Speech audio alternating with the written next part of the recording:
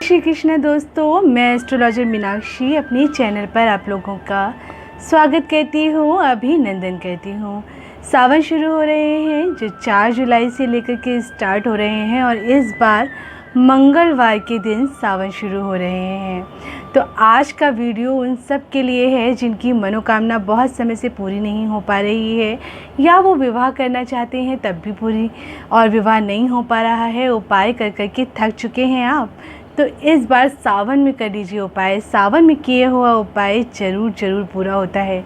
शिव जी अपने सारे भक्तों को कोई ना कोई आशीर्वाद दे करके ज़रूर जाते हैं और सबकी मनोकामनाओं को पूरा ज़रूर करते हैं। सावन में शिव भगवान एक ऐसे भगवान हैं जो किसी के भी कर्मों का हिसाब नहीं करते हैं, उसको कर्मों के हिसाब से उसका फल नहीं देते हैं।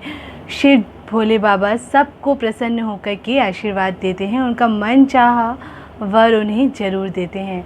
तो अगर आप विवाह की कामना कर रखते हैं या फिर किसी भी तरीके की कोई भी कामना है आपकी, तो आप इस उपाय को कर सकते हैं। और इसके लिए आपको ज़्यादा कुछ भी सामान नहीं लेना है। क्या लेना है वो मैं आपको बता देती हूँ। पर आगे बढ़ने से पहले आप मेरे इस चैनल पर अगर पहली बार हैं तो इसको सब्सक्राइब कर लीजिए और अगर पसंद आता है तो इसको लाइक ज़रूर करिए और शेयर ज़रूर करिए। तो अब आपको क्या करना है वो बताती हूँ मैं। आपको लेना है कच्चा सूत।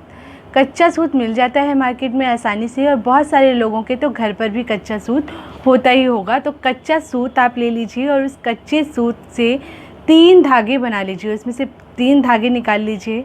उसमें 7 धागे का आप 3 धागे लीजिए। उसमें 7 पतले पतले धागे निकाल लीजिए उस सूत में से और एक धागा तैयार कर लीजिए। आपको फिर एक धागा और तैयार कर लीजिए, उसमें भी 7 धागे निकाल करके एक धागा तैयार कर लीजिए अपनी लंबाई के बराबर। और उसके बाद फिर एक और धागा ले लीजिए, उसमें भी 7 धागे लेकर के अपनी लंबाई के बराबर धागा ले लीजिए। अपनी लंबाई के बराबर आपको 3 धागे लेने हैं जो कि 7 धागों से बने हुए हैं। अब आपको उस जो धागा बनाया है उसमें आपको 7 गांठें लगानी हैं।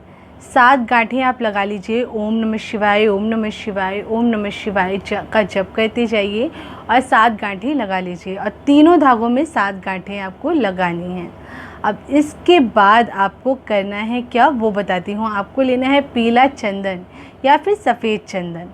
उसके बाद उन तीनों धागों पे वो चंदन आपको छुआ देना है, हल्का सा लगा दीजिए। और अगर कच्चा दूध हो आपके पास तो कच्चे दूध से हल्का सा छिड़क दीजिए। कच्चा दूध आप पहले से निकाल के रख लीजिए और उससे आप छिड़क दीजिए।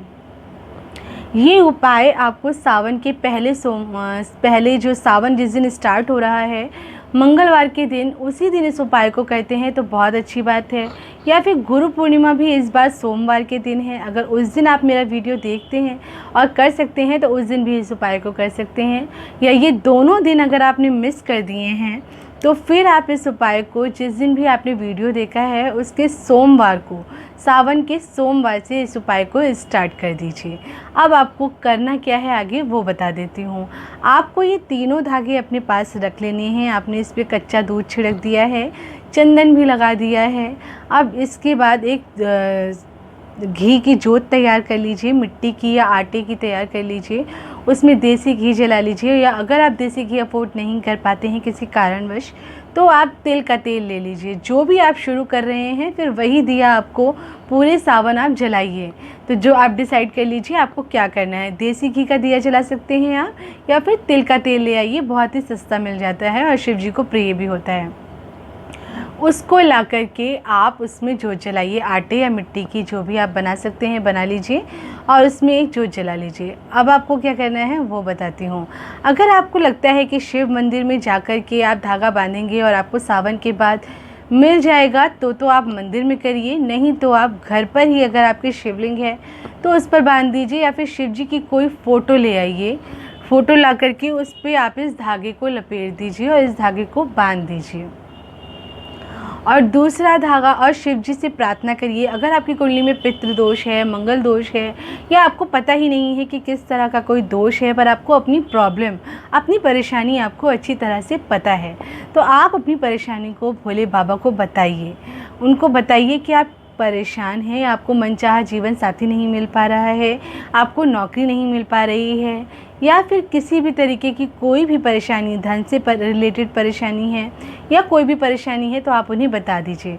खासकर विवाह से रिलेटेड अगर आपको कोई परेशानी आ रही है तो आप इस धागे को बांध दीजिए और शिव जी को अपनी परेशानी बताइए, अपनी मनोकामना बोलिए, अपने पितरों से माफ़ी मांगिए, भगवान से, भोले बाबा से माफ़ी मांगिए और प्रार्थना करके वहीं पर आप ओम नमः शिवाय का जाप करिए या फिर आप श्री शिवाय नमः का जाप करिए।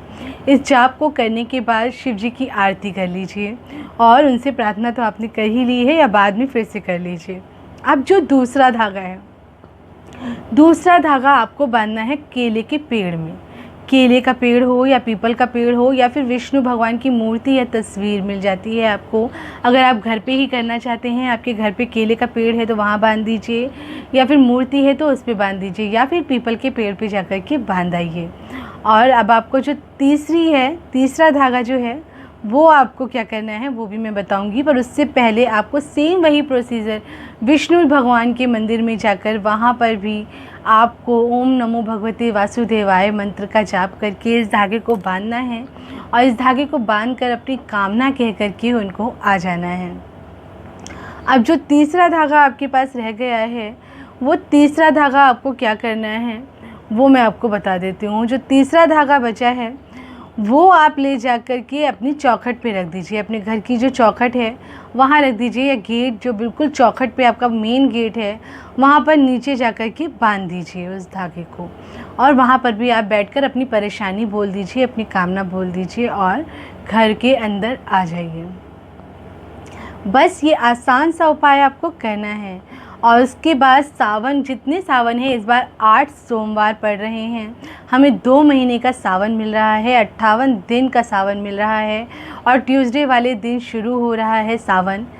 कहते हैं कि ट्यूसडे को माँ गौरी की, मंगला गौरी की भी पूजा की जाती है, तो आप आराम से पार्वती जी की पूजा करिए। अगर आप पूरे सावन कहते हैं तो पूरे सावन आप इसको शुरू कर दीजिए मंगलवार के दिन से 4 जुलाई से, और नहीं तो फिर आप मंडे व्रत रखते हैं व्रत रखिए, नहीं रखते हैं पूजा करते हैं वो करिए, जिस तरह भी आप करना चाहते हैं करिए, लेकिन साथ में इस उपाय को करिए। आप जब भी मेरा वीडियो देख रहे हैं उस समय आप मंडे से इस उपाय को शुरू कर सकते हैं सावन के, अदरवाइज़ गुरु पूर्णिमा या 4 जुलाई के दिन तो आपको करना ही करना है। अगर आपने ये वीडियो देख लिया है तो ज़रूर कर लीजिए।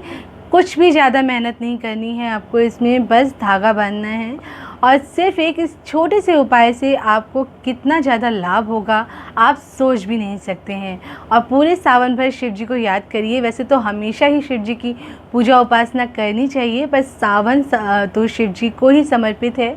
इस समय पर शिव जी की पूजा ज़रूर करिए और देखिए किस तरह से आपको लाभ होता है। और फिर हाँ, मुझे ज़रूर बताइएगा।